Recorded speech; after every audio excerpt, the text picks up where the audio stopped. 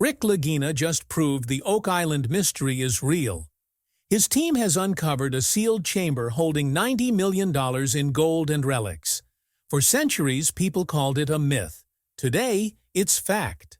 The chamber was hidden deep underground, untouched for generations, and now it's spilling out evidence that treasure hunters have chased for over 200 years. This isn't speculation, it's confirmation. Gold stacked in the dark, relics that trace back to forgotten empires, proof that Oak Island's legend was never just a story. The numbers are staggering, the history undeniable, and the impact impossible to ignore. What does this mean? It means Oak Island has gone from mystery to the biggest treasure discovery in North America. And Rick Lagina is the man who finally cracked it. This is only the beginning. Bigger finds, deeper chambers, and more revelations are waiting. You don't want to miss a single update on this historic breakthrough. Hit subscribe now and stay locked in, because the Oak Island treasure hunt has just changed forever. The revelation begins with seismic scans that stunned even the experts. This wasn't a random cavity carved by nature. The instruments painted a picture of precision. Walls so straight, so geometric, that only human hands could have shaped them. Master builders had engineered this vault with such deliberate care that it survived untouched for centuries, waiting to be discovered. As the drill pierced deeper, borehole cameras slipped inside, capturing flashes of reflected light. Gold, gleaming, unmistakable, danced across the chamber walls. In that instant, the whispers of Oak Island became a deafening roar. Reporters flooded Nova Scotia, helicopters buzzed the skies, and headlines screamed of the greatest treasure discovery in modern times. Archaeologists called it the find that could redefine medieval transatlantic history. Yet Rick, standing in quiet awe, spoke just 5 words that cut through the frenzy. Oak Island was never a myth, and suddenly the impossible became undeniable. What had been dismissed as obsession, fantasy, and ruinous legend now stood as fact. A riddle that spanned centuries had cracked open, igniting a global storm of debate. Who had built this vault? Why hide such wealth? And what else still lay waiting beneath the cursed island? But the truth doesn't rest in gold alone. It stretches back across oceans and centuries, to a time when the most powerful order in Christendom vanished overnight. Chroniclers of the 14th century recorded the fall of the Knights Templar, and with it, the mysterious disappearance of their immense treasury. Millions in coin, sacred relics, coded documents said to contain the greatest secrets of the Middle Ages. All gone, without a trace. Now, with this Oak Island chamber confirmed, many believe that missing cash has finally been found. Clues had been scattered in plain sight all along. Mariners' maps from the 1600s, their margins littered with crosses and cipher-like markings, once laughed off as eccentric scribbles, suddenly take on new meaning. The geometry of Oak Island's landscape matches the very symbols etched in those maps. Folklore long dismissed as backwoods superstition. The curse that claimed lives, the ghostly lights flickering over the swamp, the stories of men who vanished chasing treasure, now reads like encoded oral history passed down through generations, protecting a truth too dangerous to reveal outright. Even skeptics, who once derided the Laginas as modern-day dreamers, have been silenced. The island has answered. For Rick, it is a moment almost too heavy to grasp. What began as a boyhood story of pirates and buried riches has unraveled into a global saga, a narrative that stretches from Jerusalem to France, from Portugal to the windswept shores of Nova Scotia. And still, the island is not finished. Because the chamber is not freely given, it is locked. Scans reveal layer upon layer of defenses, concentric rings of stone, wood, and iron sealing it like a medieval fortress. Each barrier echoes the deadly ingenuity of the Money Pit's flood systems, first reported by treasure hunters in 1795, and as the drills scrape against the barrier, strange etchings emerge, cross-like markings, unmistakably Templar in form, carved deep into the stone as both signature and warning. Now the team faces the deadliest choice of all. Some argue for brute force, to tear the vault open before others can interfere. But to do so risks catastrophe, the chamber collapsing, the treasures lost forever beneath tons of seawater and earth. Others argue for patience, to search for the hidden key mechanism the builders surely left, a puzzle designed to outwit anyone unworthy. Booby-trapped water tunnels, lying dormant for centuries, are primed to flood the site at the smallest error. It becomes clear. This vault was not built simply to hide wealth. It was built to punish intruders, to defend its secrets until the very end. Rick makes his choice. He will not be rushed. He will not take the treasure by force. Standing over the sealed vault, he whispers that these relics were never meant to be stolen. They were meant to be unlocked by those who understood their guardians, by those willing to risk everything for truth. Days of meticulous work follow. The crew traces faint grooves in the stone, markings so subtle they vanish under torchlight, until a single misaligned block reveals itself as the trigger. Slowly, carefully, they shift the stone, the grind of ancient mechanisms rumbling through the chamber like the growl of something awakening. A hiss of air escapes, stale and ancient. And then, movement. The trap tunnels remain silent. The vault does not collapse.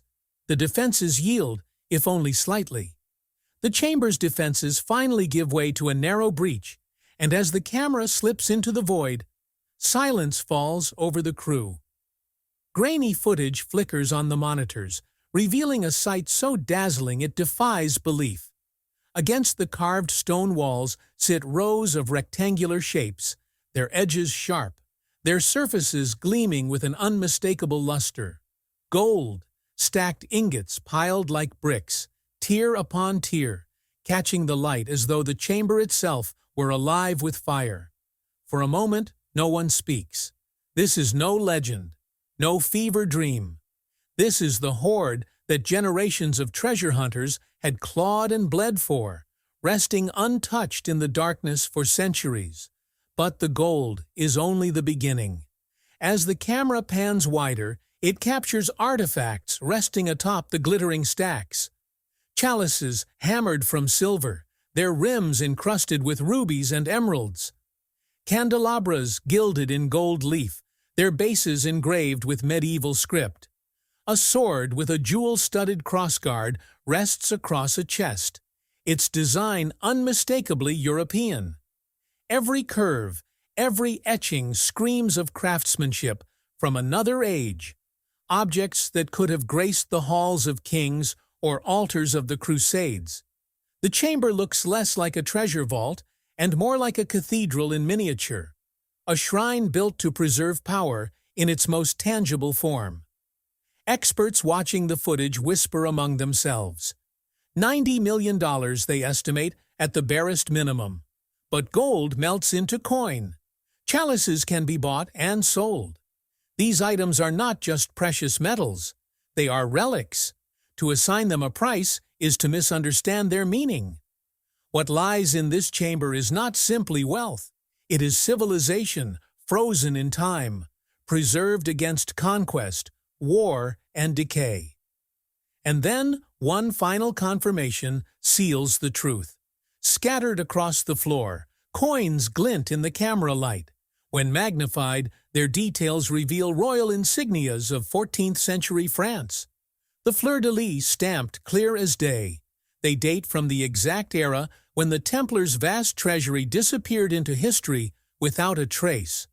Rick Lagina leans against the railing, staring at the monitors, unable to speak.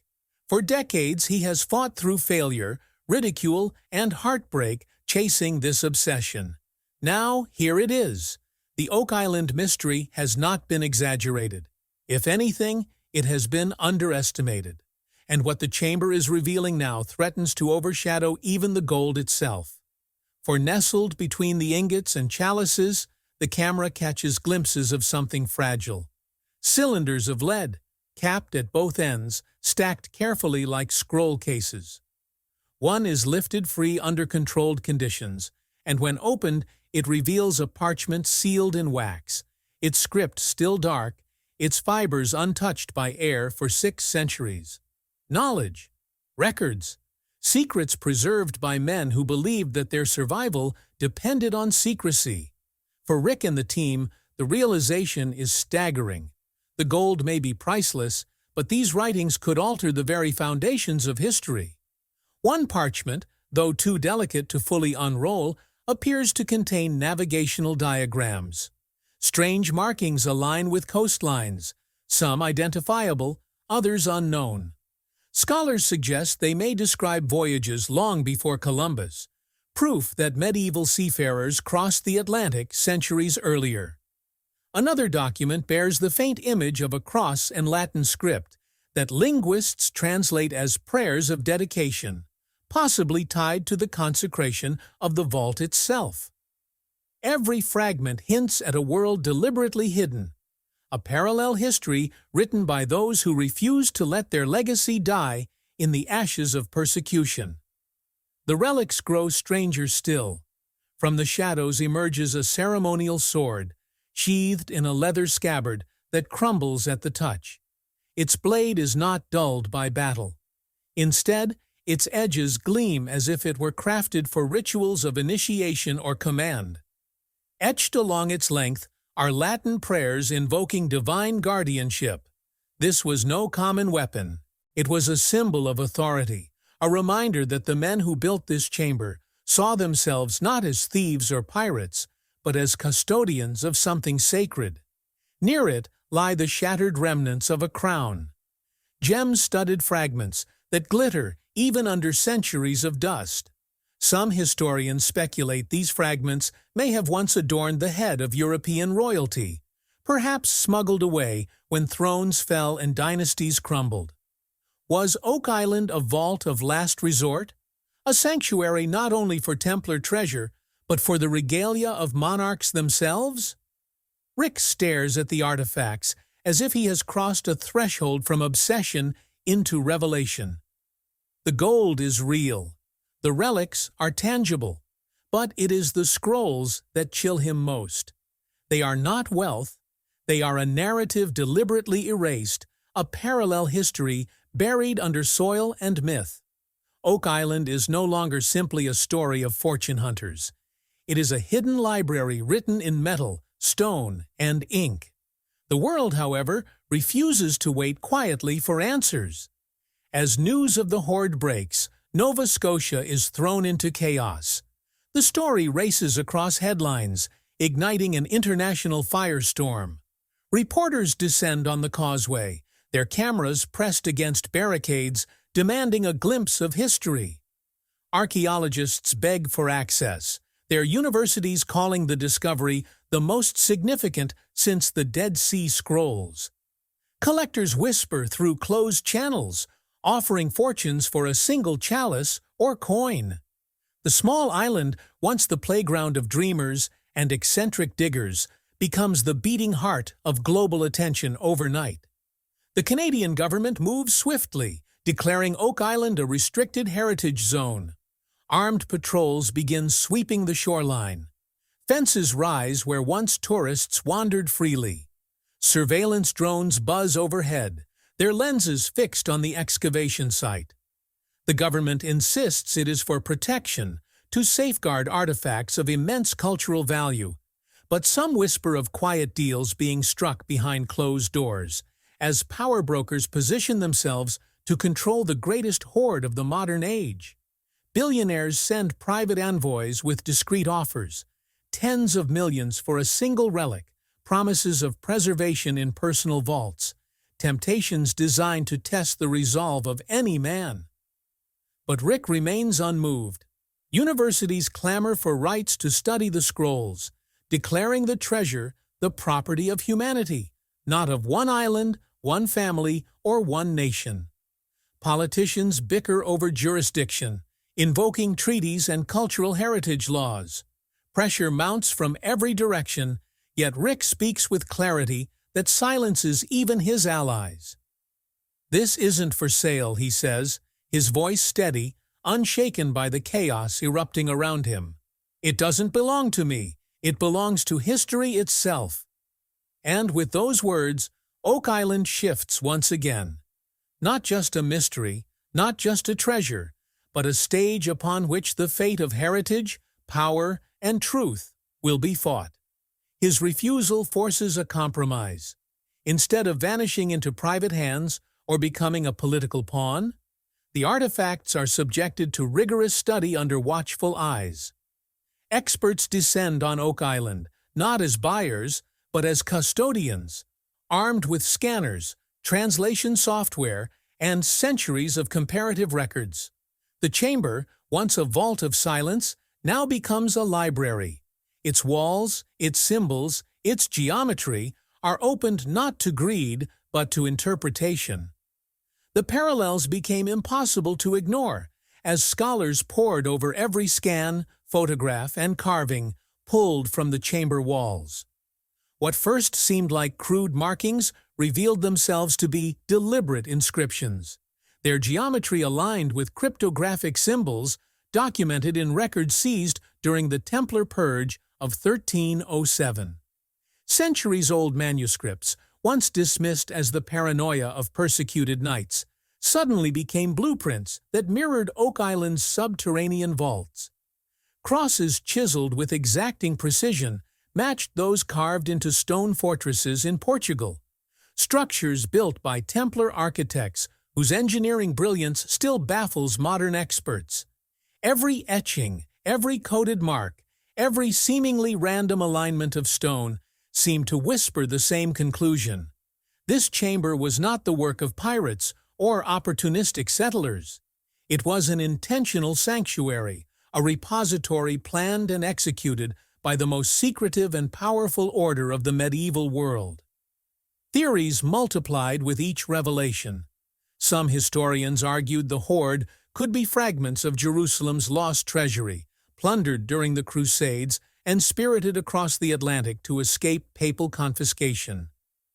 Others speculated it was no mere cache of wealth, but a vessel of sacred relics, objects tied not to myth, but to history's deepest faith. Whispers spread of the Grail, the Ark, even lost Gospels smuggled from Europe before their erasure by church decree. Though most scoffed at such wild claims, others clung to them with fanatic intensity, insisting Oak Island's vault was never built for gold alone. It was constructed to preserve the spiritual backbone of a fallen brotherhood. Rick listened to every voice but tethered himself to one truth. The Templars had been here. Their symbols, their methods, their mastery were written into the very stones. For him, that was revelation enough. Theories of relics, grails, or arks could wait. The presence of the Templars was no longer conjecture. It was fact, and it was history rewritten before their eyes. But with history came its shadows. As excavation deepened, so too did the whispers of Oak Island's most infamous legend. The curse, spoken of for centuries in hushed tones, declared that 7 lives must be claimed before the treasure would finally give up its secrets. 6 deaths already lay etched into the island's tragic ledger. Diggers drowned, engineers crushed, seekers struck down by misfortune that seemed less accidental and more fated. Now, with Rick pressing further than anyone before, unease settled like a fog over the camp. Locals came with warnings, repeating the prophecy as if it were scripture. They said the 7th is the one who breaks the seal. Rick admitted, if only in private moments, that the thought unsettled him. He had grown up hearing the stories, the campfire whispers of doom tied to treasure. Now, standing within reach of the greatest find in modern history, he couldn't ignore how close the tally stood. His brother Marty voiced the fear aloud, reminding him that obsession had already claimed others, and hinting that fate might see Rick as the final sacrifice. The crew fractured under the weight of the myth. Some believed the curse was nothing but coincidence wrapped in superstition. Others couldn't shake the gnawing dread that they were trespassing on something never meant to be disturbed. Arguments broke out in whispers at night, some begging for caution, others too intoxicated by discovery to retreat. Rick, however, was unyielding. He saw Oak Island not as a tomb waiting to claim its last victim, but as a riddle demanding to be solved. For him, the curse was not a warning but a challenge, a final test of will. He reminded his team that legends existed because men allowed fear to define their choices. Truth, he said, required the opposite: sacrifice and risk. His voice, quiet but firm, cut through doubt. Oak Island, he insisted, had never been about safety. It was about discovery, about shining light into shadows where history had been buried. If destiny demanded a price, then so be it. He would pay it. That resolve hardened further as Oak Island transformed before their eyes into something resembling a battlefield. Once a sleepy corner of Nova Scotia, dotted with floodlights and equipment, it became fortified like a fortress under siege. Security teams patrolled day and night, their presence no longer precaution, but necessity. Drones hovered overhead, scanning every approach. Guards carried weapons openly, a deterrent against what was no longer rumor, but documented threat. Word spread of shadowy attempts to infiltrate the island. Nighttime incursions thwarted by floodlights and fences. Unidentified figures slipping back into the water before they could be apprehended. Local fishermen reported strange sightings offshore. Boats with no running lights, drifting silently just beyond the patrol perimeter. Their intentions as murky as the waters they sailed. Whispers churned that modern-day treasure hunters were gathering, emboldened by news of the discovery. Others suggested something darker, that secret societies, perhaps even descendants of the very order that had built the vault, were circling to reclaim what they believed was rightfully theirs. Whether opportunistic raiders or hidden heirs, the threat was real enough to force the Laginas into defensive posture. The island was no longer merely an archaeological dig. It was a flashpoint, a geopolitical powder keg. Rick stood at the center of it all, the weight of centuries pressing heavier than the permafrost above the chamber. He understood what the world now saw in Oak Island.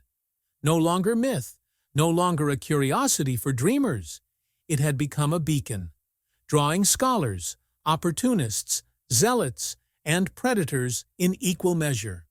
For the first time, he realized the discovery was not only about unlocking the past, but about protecting the present from tearing itself apart over what had been unearthed.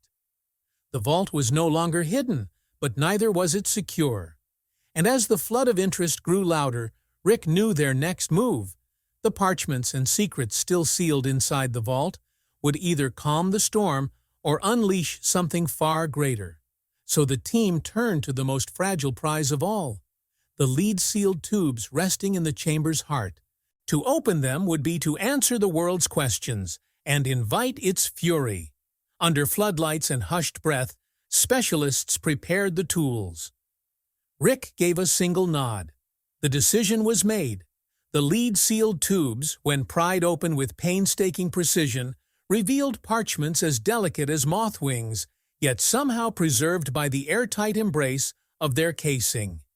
Each fragment bore Latin inscriptions, lines scrawled in a mix of code, cipher, and ecclesiastical shorthand that only the most trained eyes could attempt to decipher. Some messages were broken, letters faded into dust, but others carried clarity, references to vaults across oceans, coordinates hidden in scripture-like passages, and invocations of secrecy demanding the knowledge never fall into profane hands. Linguists quickly surmised these weren't isolated documents, but part of a cartographic network, a map of treasure and relic deposits scattered across continents, as though the Templars had designed a hidden, global infrastructure centuries ahead of its time. One fragment was especially disturbing. It spoke of the vessel and the ark, terms so heavy with religious undertone that whispers spread immediately. Was Oak Island not just a vault of gold, but a sanctuary for biblical artifacts? The suggestion alone sent shivers through the room, for if authentic, these parchments did not merely rival the Dead Sea Scrolls, they eclipsed them.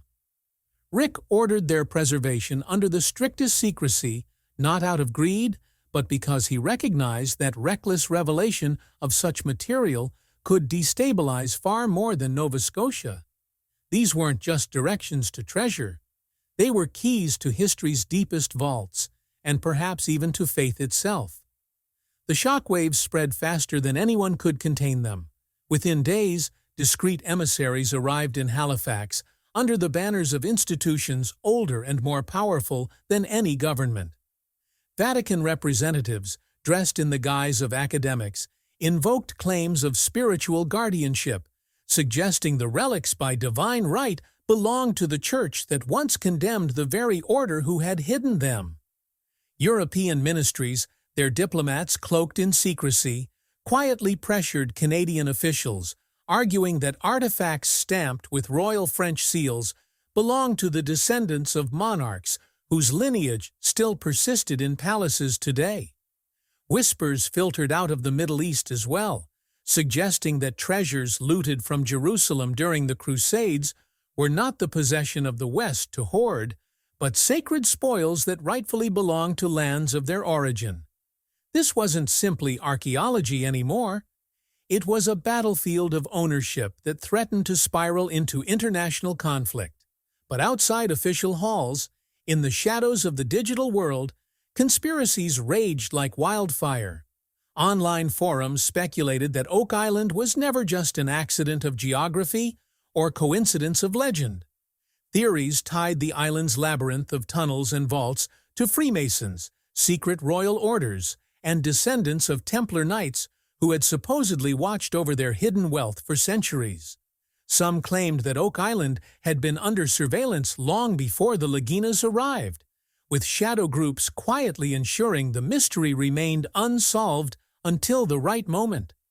Others whispered that governments themselves feared not the treasure, but the truths the relics might expose. Truths about voyages predating Columbus, alliances between monarchies and religious orders, and even the suppression of gospels that could upend Christianity itself. Rick, at the heart of this storm, realized with a heavy weight that Oak Island no longer belonged to him, or even to Nova Scotia. The story had grown larger, untamable. It had become a global fire, where once he and his brother had hunted a mystery with pickaxes and drilling rigs. Now the island was a crucible of power, faith, and history colliding.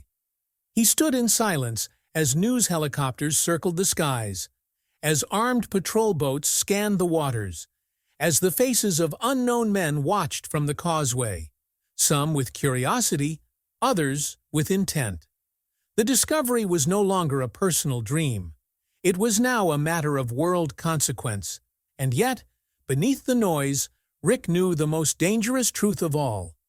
The $90 million hoard was not the final revelation. It was the beginning.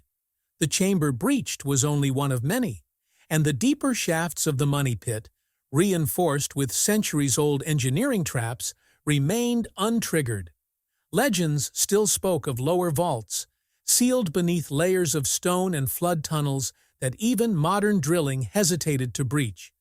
What lay below, the relics, the knowledge, the sacred artifacts, might dwarf the already staggering find. The chalices, the coins, the weapons, they were the surface story. The scrolls hinted at a far grander tale hidden beneath, a legacy carefully engineered to withstand centuries of war, theft, and suppression. Rick felt the pull of that truth like gravity. He understood now that Oak Island was not simply a resting place of gold. It was a mechanism, a machine of secrecy, built to guard knowledge, dangerous enough to change civilization. The fragments spoke of secrets preserved for the day of unveiling, and as he studied them by lamplight, he could not help but wonder whether he had been chosen as their discoverer, or whether he was simply the latest actor in a play that had been written long before his birth. Marty feared for him. The crew wavered between awe and dread, and governments circled like wolves. But Rick's resolve only sharpened. He stood before the causeway one night, the winds tearing across the Atlantic, floodlights sweeping the shoreline where guards patrolled. Behind him, the chamber lay silent, its treasures catalogued yet incomplete.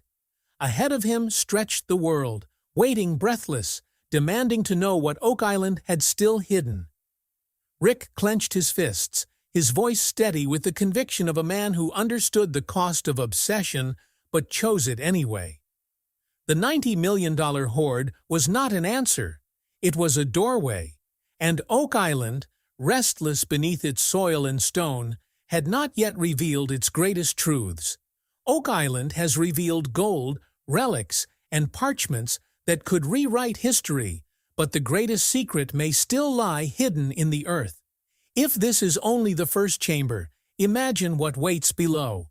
Stay with us, because the story is far from over, and the next discovery could change everything we thought we knew about the Templars, about exploration, and about history itself. If you want to follow every twist, every revelation, and every impossible turn in Rick Lagina's relentless pursuit of truth, make sure you're subscribed and locked in. The next chapter is coming, and you won't want to miss it.